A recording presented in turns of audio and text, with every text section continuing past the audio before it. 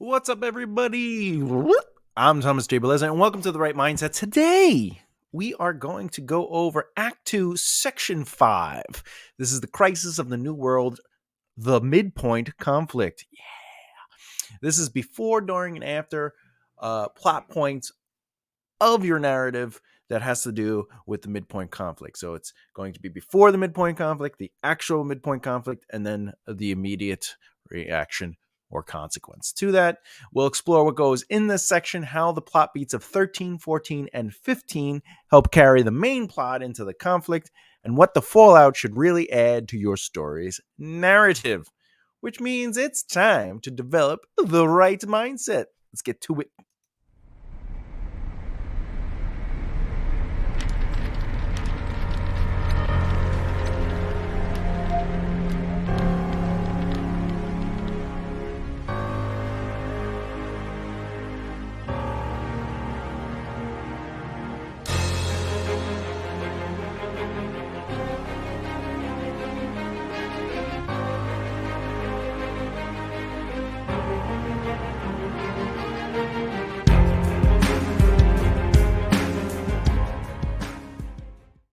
Oh, yeah. Now, as always, I have adapted this method of outlining from Kate O'Keefe. Her information will be in the description below. I have adjusted it. I kind of look at it slightly different and I utilize it. I've created some of my own unique tools for it, but she was the one who created the skeleton of it. I recommend checking out her page. She has an amazing mind when it comes to the process of writing. So, like I said, today's lesson is Act 2, Section 5, Crisis of the New World, the Midpoint Conflict. We need to recap Act 2, Section 5, especially if you watched my full video on the 27 plot points, and I believe it's 27 chapter outline, which is what Kate calls it. I called it 27 plot points because I believe you can expand on each plot point. She does too, but I'm saying like you could have more than one chapter per plot point. You know, it doesn't have to be a chapter per plot point. So, especially if you're writing epic fantasy. Okay. Anyway, Act 2, Section 5, Crisis in the New World, the midpoint conflict. This is leading up to the midpoint, the actual midpoint conflict, and after the midpoint conflict itself. And basically, it's all about something terrible or life-changing happening to your protagonist. Life-changing doesn't have to be terrible. It just has to be life-changing, but usually it's the fallout of everything they've been being challenged on and everything that's been being set up. So, what is the purpose of Act 2, Section 5? Crisis of the New World, the midpoint conflict. Well, hopefully up to this point, you've been establishing some pushback and challenging your characters all throughout Section 4 of Act 2, which, by the way, if you haven't seen the video prior to this, Act 2, Section 4 is designed to develop your characters' arcs while watching them grow from their choices, basically allowing them to prove what they are capable of by showing it through everything Act 1 set up. Now, with that said, Act 2, Section 5 is here for you to create a moment that will raise the stakes of everything before this moment.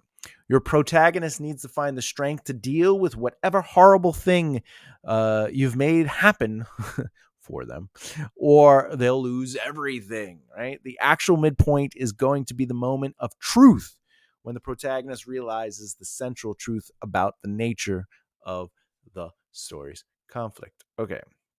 As an example, if Act 2, Section 4 is the introduction of the new world, sending Rise to the midpoint conflict, well, then if we look at Spider-Man Into the Spider-Verse, Section 4 of Spider-Man Into the Spider-Verse would be that this is when they realize they have to track down the scientist behind Kingpin's machine. The other spider people learn that they are dying and need to be sent home to save them. And also the part where they get to take a break or, fun and games section of Section 4, that plot point. That would be like when they go to Aunt May and they discover the base Spider-Man. If you haven't seen the movie, spoiler, the Spider-Man of that world dies. And Miles with a bunch of other Spider-Men from other universes Miles is from that particular universe, but they get to Aunt May, and there's like a secret base that Spider-Man had, and they all get upgraded. Miles starts, he gets measurements made for his new suit. People get to replace their spider web stuff, etc., etc. They learn a little bit about each other. But anyway, it resolves with, all right, we have a plan. Basically, we have to go find this person. And also, if we don't get out of here in time, which creates a time limit, we can die. Which takes us to Act 2, Section 5. And this is the moment of truth when the protagonist realizes the central truth about the nature of their conflict, which is Peter Parker in this situation, the Peter Parker of the other world, plans on sacrificing himself to save the city because he doesn't believe Miles can, but he's willing to do it. Another element that is revealed is that Miles' uncle, spoiler alert, ends up being another supervillain who attacks the group with the Kingpin's minions, okay? This is another truth that's being shattered for Miles. In this case, he looks up to his uncle. His uncle's his mentor. He shows him how to be confident. He lets him embrace his artistic side, etc., etc. And this is a moment where he realizes, oh my God, the person that I love and care for, and who I look up to, is evil. Anyway, the direct and immediate consequence to that is that there's a direct battle, and Miles' uncle is killed at the hands of the Kingpin. Woo! So how do we look at this in a different way? Maybe something you've seen. I'm sure you've seen Spider-Man, but if you haven't, let's take a little look-see at the Shawshank Redemption, because this is what we've been using to break down basically the outline in real time. So if you watch all the videos in this series, if you go back to the first one all the way to now, you will see that we are using this. So this is now Section 5, Crisis of the New World, Midpoint Conflict. As I said, there is plot point 13, 14, and 15. So plot point 13 is build up to the midpoint. All right. Okay. The point 14 is the main midpoint conflict, and then point 15 is the immediate reaction or consequence of the midpoint. So it doesn't always have to be a consequence. However, a consequence isn't always negative. It's just the consequence. It's the thing that happens because A happens, so therefore B happens, etc., etc. All right. So in Shawshank Redemption, the build up to the midpoint is that Andy makes nice with the warden who has plans for Andy. He grants Andy a reward, a bribe, by taking him out of the laundry room and placing him in the small library. He asks the warden if he can write a letter to the state for more money so he can expand the library. This leads to the midpoint of the film, so we're seeding the potential fallout. Andy ends up helping a guard with his taxes. Andy wrote letters, helped half the guards with their taxes, and then all the guards across the state, including the warden. Red got to be on Andy's staff, which therefore, I'm immersing myself in the system, right? Which is seeding the fallout. Like, I'm in this system. If I go against it, I lose all of this, right? I lose all this freedom. And 3, Brooks is released from prison, which influences the same feelings that Red has later in the story, even though, spoiler alert, he doesn't go through with it. But this is what sparks the institutionalized speech, which is the tension of, will Andy stay free in his mind or become institutionalized? Turns out that Red becomes institutionalized. This is also the sad part of the film, when Brooks unfortunately decides he has had enough. This is solidifying the institutionalized message for both Andy and Red. However, Andy is hopeful, Red is not. Andy's had enough of it. Well, when the midpoint comes, he had enough of it, and he's like, I'm out of here. So let's see what the midpoint looks like. Well, after 6 years of writing letters, Andy receives $200 from the estate for the library. Great. Andy finds a copy of Mozart's Le Nozze de Figaro. All right. And okay. And locks the guards assigned to the warden's office in the bathroom, plays the record. This is because he just wants to kind of feel free. All right. But because of this, Norton The warden is furious at the act of defiance, and Hadley breaks into the office. What happens? Andy gets thrown into 2 weeks of solitary confinement, which brings us to reaction. So he's sent to the confinement. When he gets out, he tells his friends that the stretch was the easiest time he's ever done because he had Mozart there. When the other prisoners tell him how unlikely it is, he replies, no. See, the warden didn't let me take it. I had it in my heart, my soul. You can't take hope from me. And then Red's like, is not convinced and leaves bitter at the thought, because he's like, that's the kind of stuff that'll get you killed in here before you leave, just like it did Brooks, Okay. And then Red makes a point about how he played the harmonica when he was on the outside. Andy tells Red he should keep playing his harmonica so he doesn't forget, which is seating. This is the moment where Red and Andy have their first argument. Red brings up Brooks to push back against Andy on that as well. All right, so how do I simplify that? So the build up to the midpoint is ultimately Andy accepts his position with the warden, the bribe, and in return he gets all these. He gets pulled in deeper. He gets the library. He gets these benefits. He feels comfortable, but then he challenges that comfortableness, and he pushes a little back, and he's like, "Oh, I got freedom and reign, but I just want to feel outside of this this prison, and the way I'll do that is with this music." That causes Andy to be pushed into solitary confinement, therefore reinstating the fact that he is not in control, but he still has the hope, no matter how hard the warden pushes. However, we need to push back on Andy through people he loves and respects, which is Red. And Red is like, you can't let your brain do that. We've seen what happens. And, Brooks didn't end up well, and it's going to happen to you. So it's just more challenging. The Shawshank Redemption is less like massive physical reactions. It's not like they're fighting. There's not a big blue beam in the sky, in Avengers, the first Avengers or whatever, like none of it is just a battle. It's all emotional. It's all internal. It's all, it's something deeper. It's spiritual. That's what the conflict is. That's what the philosophy is. It's being challenged. Okay. All right. So what should go in Act 2, Section 5? Traditionally, the midpoint conflict literally happens around the midpoint of the story. Huh. Interesting. Of course, you knew that. All right.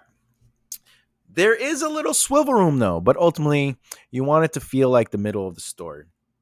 This is the moment where they have been heading, or at least they feel this is where they needed to get to.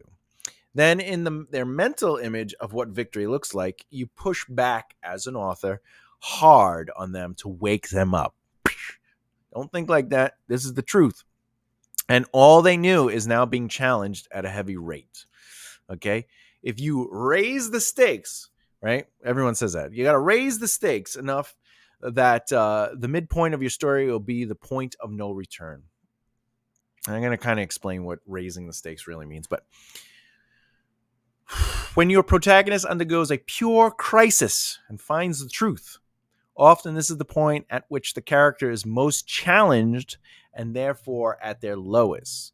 They are crushed mentally, physically, or spiritually of all they believe within themselves, or all they believe within themselves is challenged. Okay, we got that in Avengers, right? So we got Loki. Oh, wait, it turns out he wanted to be here. So everything they thought they knew was challenged. They brought Loki in, but then they realized it feels like Loki wants to be here.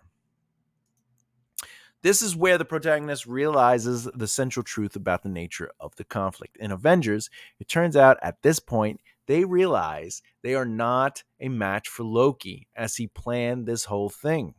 Loki tears the Avengers apart, kills a beloved character, and Loki leaves in a better place than the Avengers are, right? They're all split apart. The Hulk is there, Thor is there, Black Widow is like, emotionally messed up and physically pushed to her limits by the Hulk.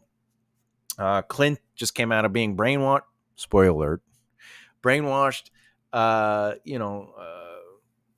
Tony is pissed that Carlson died, and Captain America's like, this is all crazy, right? So they all have to kind of like come back together. The Midpoint's primary job is to pivot the protagonist's character arc with a moment of truth.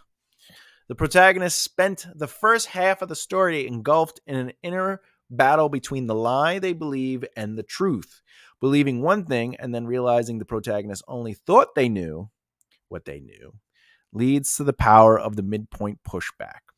Whether or not they will learn to move forward and embrace the truth will be decided at the midpoint. For example, with Andy and Shawshank, he was like, I'm going to embrace the truth.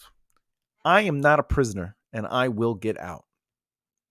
Little do we know, he's digging a tunnel, though, right?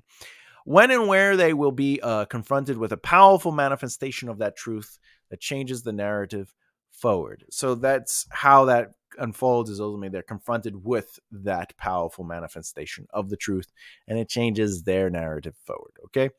But when in doubt, always go back to rule number 1, raise the stakes. Wherever your protagonist is at the beginning, raise the stakes leading into Act 2.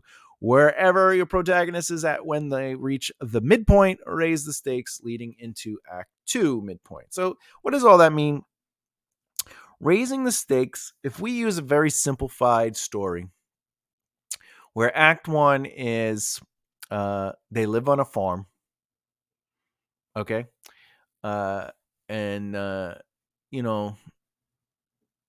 ordinary world is they live on a farm. The father dies. The uncle shows up and says, "Hey, what are you, like 9? I'm gonna take. Do you know how to speak any other? Do you know how to speak French, Latin? Do you know math, arithmetics? No. All right. We're gonna take you. I'm gonna take you back with me, and we're gonna train you and teach you and raise you right. You're gonna be living with me from now on." So that's the ordinary world. So how do we? Then we bring them back, right? So in their ordinary world, they fall in love, all right? But the stakes are, I don't want my daughter marrying you. I don't really trust you. I don't like you. And they get married in secret. All right, great. This is Braveheart. All right. So how do we raise the stakes from, I'm in love with this woman. We can't get married, but we're still going to get married. So we just raised the stakes there. We said, I love this woman. We're not allowed to get married. Okay, let's raise the stakes. I'm going to get married in secret to her. Now we have to hide it. Let's raise the stakes. The inciting incident. Soldier comes. They realize she's married. They're allowed to prima noctum, whatever. They basically get to, by law, they're allowed to be with her, right? So they sleep. They may rape her. But because they're, so how do we raise the stakes there? We push back. She fights back to try to stop it.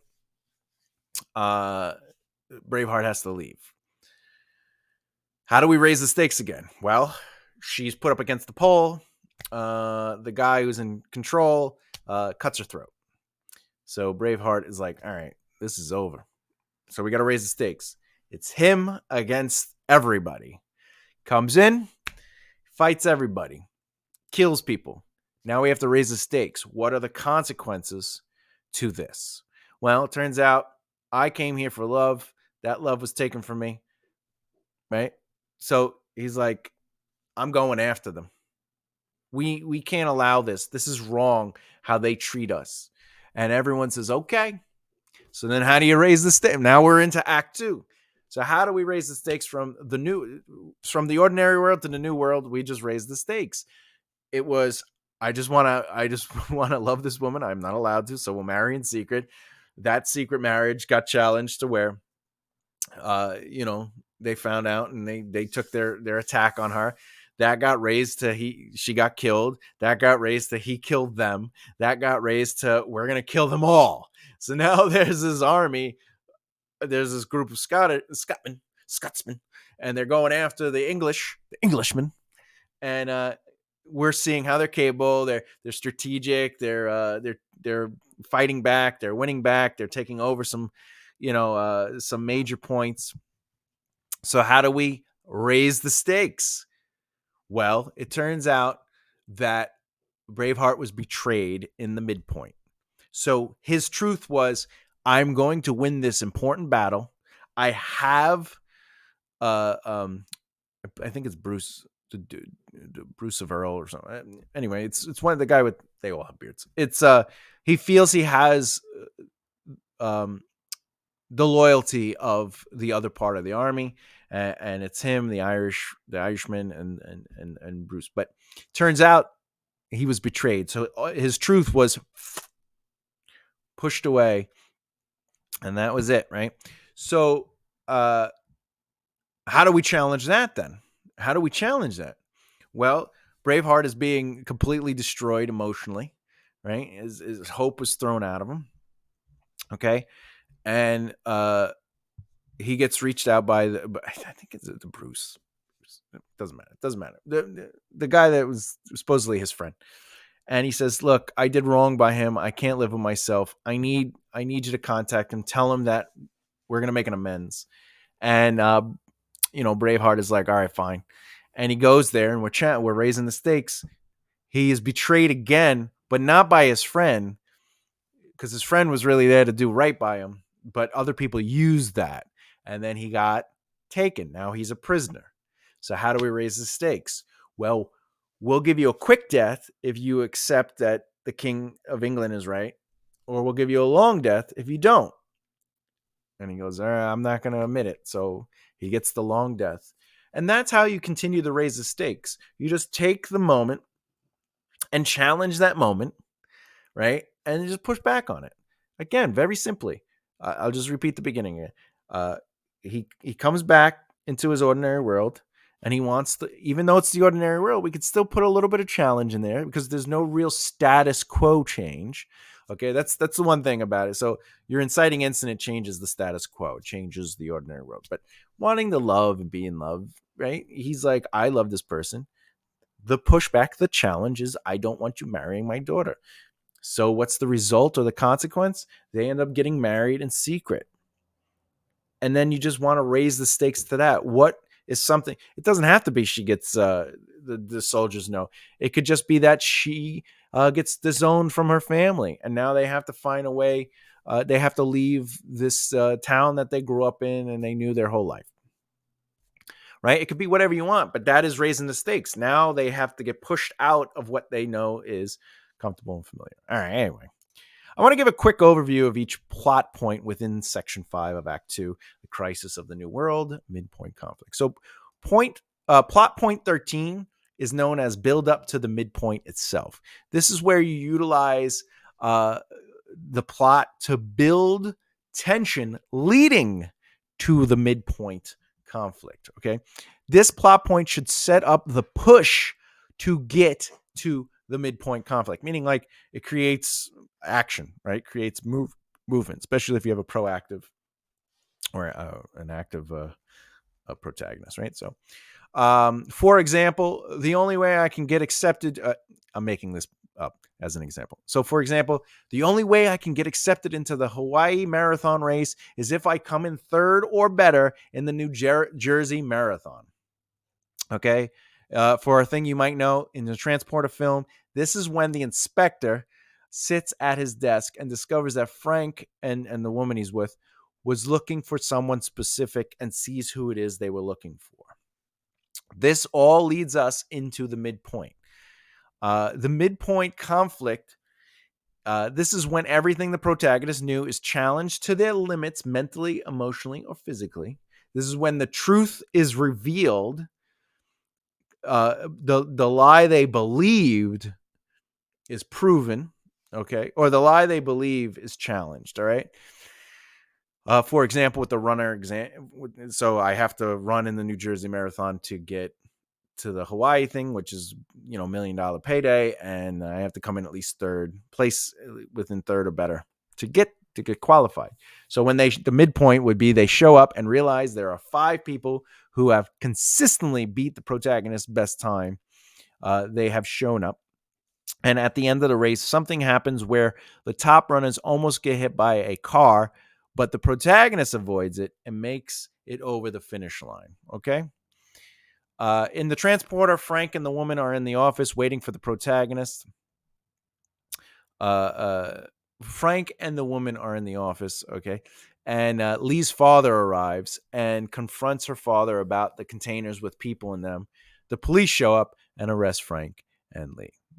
So they got challenged, right? The lie was that uh, we're going to get these people in trouble because we have proof, right? But really, the cops are called and the good guys were arrested. All right. So plot point 15 is the immediate reaction or consequence of the midpoint conflict. Whatever happened in the midpoint, how does it influence the protagonist and the story directly? After, in the transporter, I would watch that movie. The transporter, the inspector enters the office and the antagonist lies about what happened and presses charges, and therefore Frank is arrested. For the running story, the protagonist feels they had a chance, but the race was disqualified due to the car accident, which means they have 1 month to make up for the race, but the protagonist also hurt their ankle and leg avoiding the car. So now, because of the midpoint conflict, we raised the stakes. I won because there was some person ran a car through the people. I almost got hit. They almost got hurt. I just kept running because always run. I passed the finish line. And I'm like, yeah, I did it. I beat the people. There was 5 of them, and I beat them all. I got it. And they come out and they says, no, because of the car thing, we got to disqualify the race. We're going to redo the race in a month. And they're like, oh, I got to do it again. And the 5 people that are faster than me will be there. And my leg and ankle hurt, which will lead us. How do I find a solution to this issue? So in the third act, I can go, because the movie's not, the story wouldn't necessarily be about them going to Hawaii and winning that big race. However, the story could be the beginning of Act 3 leads to them having this race and winning it, or coming in third. I would do third. And then in Act 3, at the end of Act 3, before the resolve, the final battle would be the Hawaiian race. And then, whatever. But anyway, final thoughts. Whether you're working on your whether you're working on whether you're working on an outline or your pantser, which could be a gardener or an architect, you want to know 3 things about your story: where you're ending it, where you're starting it, and the midpoint conflict that changes everything. This midpoint conflict is very important because we need to know how to get here. So the more we know about our midpoint conflict, the more we'll understand how to get there. And the more we understand our midpoint conflict, we'll determine what the challenge is and how do we make that bigger? How do we raise the stakes for Act 3? So take time to develop your beginning, middle, and end of your story, as always. And you want to think of your midpoint conflict as the pulsing motivation that pulls your character to it and then shoots them out the other side. Okay, a changed person in one way or another. Basically, where are your characters heading? Well, they're heading to the midpoint. Why? How? What is the motivation for that? And once they are there, they are changed forever, challenged to their limits, and they see the world differently. Therefore, where they are going from there is going to be determined by the midpoint conflict. And, I like to look at the midpoint as a chance to really understand the purpose of my story and let it be. I like it to be more than another part of the story. It's a node of evolution when it comes to a narrative. For example, each section, so every act has 3 sections, and each section has 3 plot points.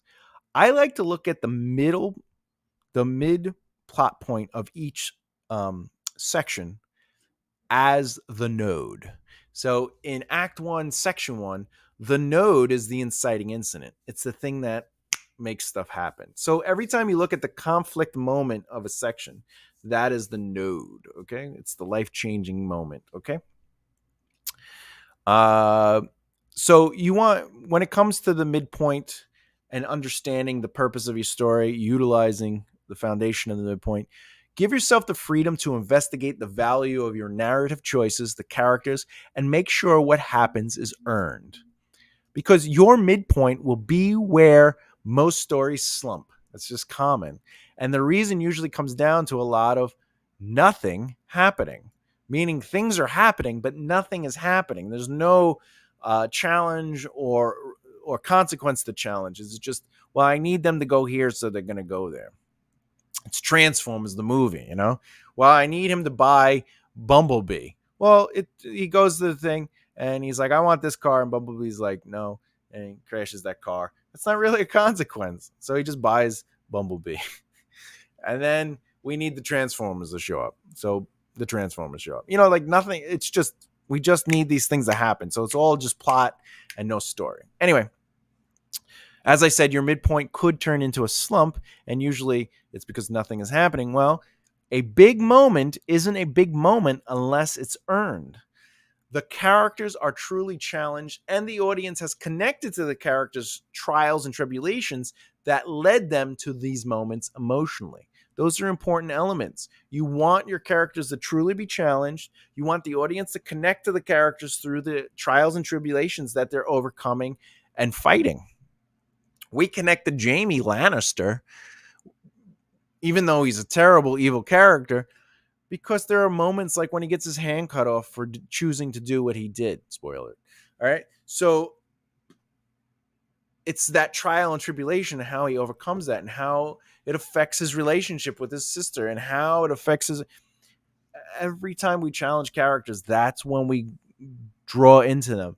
That's when their choices make sense. That's when things happen. Things are really happening now because we're seeing consequence. We're watching them earn it. We're watching them push back and challenge. This is why you are not writing to get to the midpoint, but writing to earn outcomes. If you write A happens, so B can happen, so C can happen, so D can happen, so forth and so forth, because I have to get to M, which is the midpoint. M is the 13th letter in the alphabet of a 26 alphabet line. Come on, it's midpoint. It's M. It stands for midpoint. Okay. This is why you are not. So instead of A needing to happen so I can get to B, to get to C, to get to M, think about A has to happen, but so does B. What kind of challenge can I present to make it interesting to get to B? Instead of, I get to the city, I have to meet so-and-so. So I meet so-and-so. Because if I meet so-and-so, then they'll tell me that I have to get to this boat. All right. Well, how do I meet? I need to meet so-and-so. I get to the city, and I'm told I need to meet so-and-so. How do I challenge that? Are they in town? Are they in a coma? Are they away? Do they like me? Do they not like me? Is it rare that, am I low status and they're high status? Am I high status and they're low status? Whatever the case may be, you got to create something that makes it not difficult, but challenges it. While I'm here, I have limited time before I have to leave. I got to meet the person. They're not here. When do they get back? Oh, they're getting back on this day. That's going to give me 1 day to get where I have to if I wait that long, but I need to wait for this person because they have the information I need. And now you get to explore the time of waiting and the contrast of like feeling like they had plenty of time. I had plenty of time, but now I have less time. So those are ways you challenge moments so it's earned and it's not just like, I got to the city. Oh, I have to meet so-and-so. Where are they? Over there. Knock, knock, knock. Hey, how's it going? Pretty good. By the way, you need to get to this boat. Oh, I do? Where's the boat? It's over there. All right. Goes to the boat. Did I have money to get on the boat? Yeah. How much is it? Oh, I have just that much money to get on the boat. All right, great. Get on the boat. We're on the boat. Man, I hope nothing bad happens. We're on this boat. Good. Nothing bad happened. And we get to the next. That's not interesting. Lots is happening, but nothing is happening, right? Anyway. So, you should be writing to earn your outcomes. And what does that even mean? Well, let me give you a quick aside in a way that could help you write your stories. And I want to look at each full act as its own short story. Yeah, that's right. And by the way, I have a video for this particular way of thinking that is scheduled to come out after this full playlist is completed. So you might be watching this video and the video is out. You may be watching it and the playlist is still being premiered. Either way, let me get you thinking before the video is out. So each full act should be its own complete story, and each section of each act should technically be its complete story. Why? Well, Act 1, Section 1 has 3 plot points, and each plot point is ultimately set up conflict resolution. That's a short story. But Act 1 has 3 sections, Section 1, 2, and 3. Section 2 should be the conflict. Section 1 is the setup, and Section 3 is the resolution. So think of your stories in short stories. I need a short story for the first section, right? That leads into the conflict of Act 1, which leads into the resolution of Act 1, and so forth and so forth. So if we take the acts and we look at Act 1, this is its own story that sets up the world your characters will be playing in and who they are as characters, and then challenges that ordinary world to put them into motion. Act 2 should be broken up into 2 sections, the heading to the midpoint and the coming from the midpoint. Why? Well, the ascending rise to the midpoint conflict gives the protagonist a chance to showcase how they are capable, so when they do reach the midpoint conflict, they are challenged beyond their limits, and we already understand who they are. The descending fall from the midpoint conflict is the second part.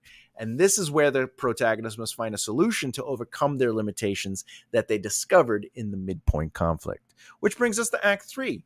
The short story of Act 3 is going to be where they resolve all the storylines and bring to a close the major conflict, where the protagonist either wins or loses. If they lose, they still learn a valuable lesson.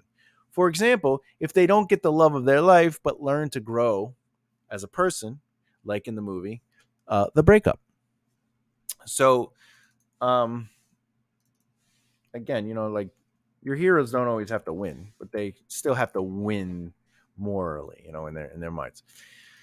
By the way, if that's a video series you'd like, where I break down different ways to approach your story, let me know in the comments below. I'll be happy to make that playlist. Ultimately, it just takes everything I teach and I go, here's a different way you could look at developing your story and ways to use the tools and sense. All right. So the next video in this series will be focus on Act 2, Section 6, which is finding a solution, descending fall from the midpoint conflict. Section 6 will cover the 3 points that are the reaction, taking action, and choice to accept the dedication to achieve what has come from the midpoint conflict. Basically, we're starting the solution finding, right? Oh, I have a question.